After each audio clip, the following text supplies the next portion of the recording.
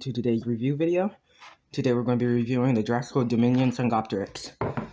So let's actually take a look at the packaging first. It's really similar to most of the other, kind of like, what is this line even called? Let me say. Fierce Pack. Okay. They should have just kept the name Attack Pack, to be honest. Here's some of the other figures in the wave. I kind of want to get Marigaya.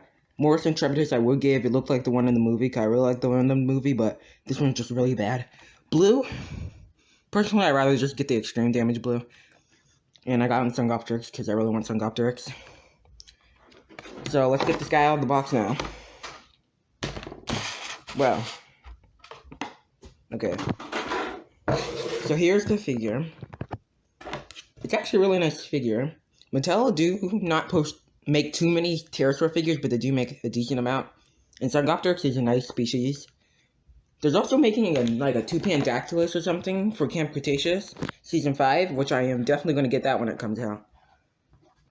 So, first let's look at the scan code, because most people are going to want to see the scan code. Oh man. Okay, here's the scan code.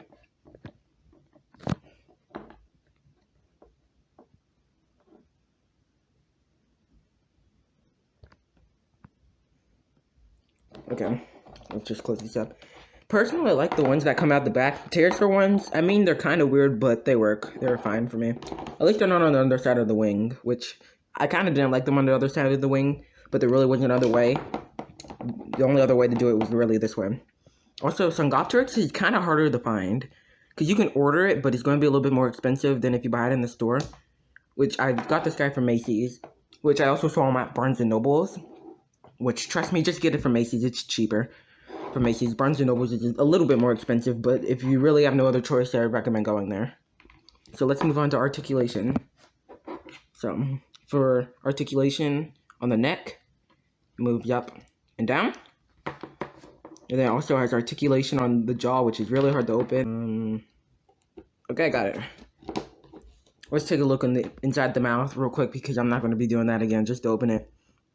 On the upper jaw is not painted, the teeth are. On the lower jaw is a nice pink color. And the teeth really don't need to be painted because the lower jaw is already white. Also, I noticed on Mattel figures, they never mess up the eyes. It's like really rare to ever see one with messed up eyes. But anyways, let's get back to articulation. The wings, they move up. The wings for me are a little bit shorter than I like them. And also they're kind of in a weird shape. But, to be honest, I don't care. They finally released the Sungopteryx. Let me just move it down. Oh, they don't even go down any further. That kind of stinks, but... Also, the legs. But it can literally stand, because it has, like, feet like this. It looks weird any other way, but... You got legs, so you can sit it like this.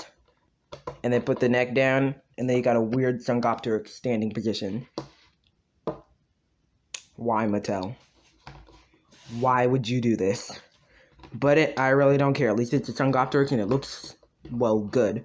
Also, the legs are on one joint, which, if it was on most of the other figures, I think on, like, the Roar Strikers, the herbivores, at least, they have their back legs kind of articulated like this. On the carnivores, not really, but... Also, on the pterosaurs, it really doesn't bother me on pterosaurs. Maybe on the dinosaurs, a little bit annoying, but on the pterosaurs, it's really not that bad. So let's move on to size comparisons. The first thing we're going to compare this to is the Dimorphodon, which is pretty nice compared to the Dimorphodon. It's actually really close in the same size, surprisingly. Which I had expecting Sungopteryx to be much bigger than Dimorphodon, but I guess not. Next, let's do Pteranodon, which, now that I think of it, it's actually about the same size as Pteranodon also. So Pteranodon's not really that big compared to Dimorphodon, I guess. Tapejara. Well, you know, Tapejara is actually a really nice figure. It's decent size compared to it also. Last one, Quetzalcoatlus. I do not have the Dominion Quetzalcoatlus because I have the Dino Ravels one. But it is tiny compared to it. Let me just actually spread out the wings real quick. If you want to see a review on any of these other figures, just let me know. I kind of want to get the Dominion Quetzalcoatlus, but the only reason I haven't is because I have this version of it, so I'm probably not going to get it. There's a couple other size comparisons I'd like to do. Probably next with the Mattel Owen, which it's pretty good compared to it. I mean, it works. Wait, I wonder something. Let me try this out real quick. If I kind of spread the legs out, the arms out a little bit, and I put the feet under it, it can pick stuff up. That's actually kind of nice. It's weird, but it's kind of nice. Next, let's do it with the Scorpiovinator, which I'm going to lay these down because they compare kind of better when you lay them down compared to dsungaripterus. They're pretty good size. This actually looks like something really good for Scorpiovinator, maybe to hunt. Yingchuanosaurus. It is tiny compared to Yingchuanosaurus, but also looks like something good that it could hunt. Then, finally, Therizinosaurus. It is tiny compared to Therizinosaurus, let's be honest. It would be really cool if they had a scene in Dominion where Therizinosaurus maybe knocked down like a Pteranodon or a Quetzalcoatlus. That'd be really awesome. Real quick, there's one more figure I'd kind of like to compare it to, because it's more likely that people might have these other figures, and they are the mini-figured Lystrosaurus and Therizinosaurus. Trust me, everyone, I recommend getting this Lystrosaurus because it is absolutely adorable, and it's the only Lystrosaurus we have until like September. And personally, I think this one looks better than the ones coming out in September. And also the Therizinosaurus, so it looks nice. So I guess let's wrap up this review. So, if I had to rate this figure, I would probably give it, well, it depends. For a Mattel figure, I definitely, maybe like an 8, 7 or 8, probably an 8.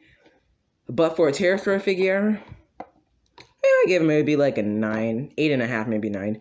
But it is a really, for species-wise, no, it gets a 10 for species-wise. The sculpt, yeah, sculpt isn't the problem, really. It's mainly the articulation. Why is the articulation so weird? And also the wings are a little bit short. Why are they curved up and they don't go down? Like, just make a pterosaur that like the wings go down. They can go up into the middle. What if you wanted to flap all the way down? That makes no sense.